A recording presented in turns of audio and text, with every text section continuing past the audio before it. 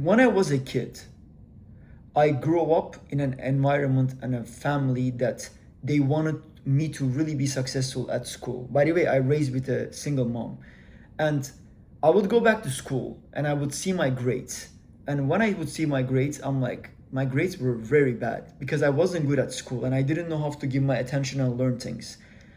And since I wasn't good at school and I was constantly comparing myself to other people due to my beautiful mom, back then she didn't know this, but she would always make like couple points about my grades. It would annoy me, you know what I mean?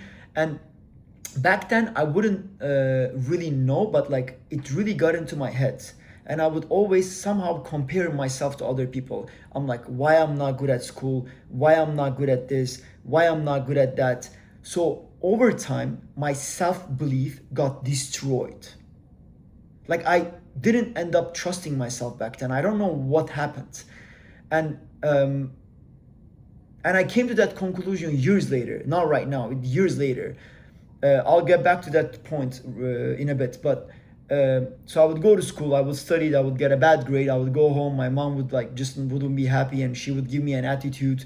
Then I would go back to school again and my teacher would have like kind of make comments like about me, how my grades are not good. Everyone around me, someone made me feel in a way that I'm a weak, incapable person at that life. Because the reason this happened, when you go to school, that's your first point entry to real life in a way, you know what I mean?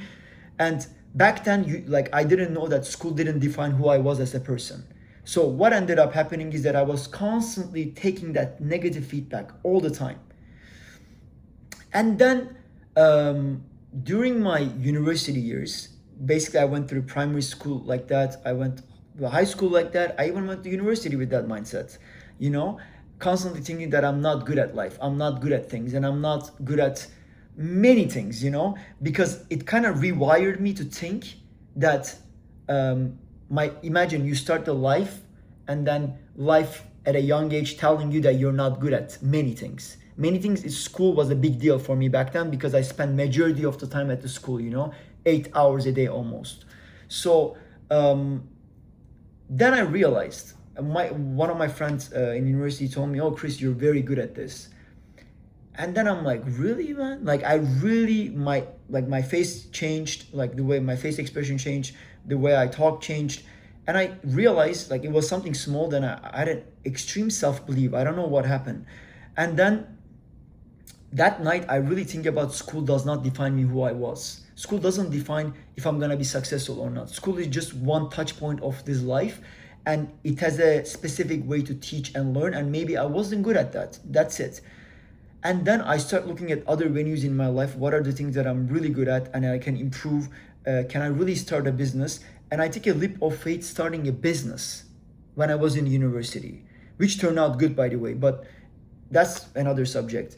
The whole point was that I didn't let my self-belief defined by the school. And it took me almost a decade. As I said, I went to high school, university, maybe more than a decade to realize that my whole belief system was completely screwed because of how society made me believe and think. And even my beautiful mom back then, she didn't know, but she also kind of put me in that, I would say, on that mindset. And then I realized my mind, okay, your mind creates the reality of your your life, you know. If you constantly take the negative feedback that you're weak, you can't accomplish things in life, you're not good at XYZ, and you don't put anything like positive here, you keep taking feedback from other people because your identity is not built and you don't have a self-belief and you don't know how to be delusional, which I think delusion plays a huge role on changing your character. You end up adopting other people's belief, other people's feedback to you, and you don't know how to hold your own ground, okay? And once I really adapt the mindset that I'm capable of achieving my goals, I will not take any negative feedback, even if it's a negative. I know who I am as a person and I can accomplish my goals and dreams. My whole life changed. Not in a couple days, it took me time, but my whole life completely changed.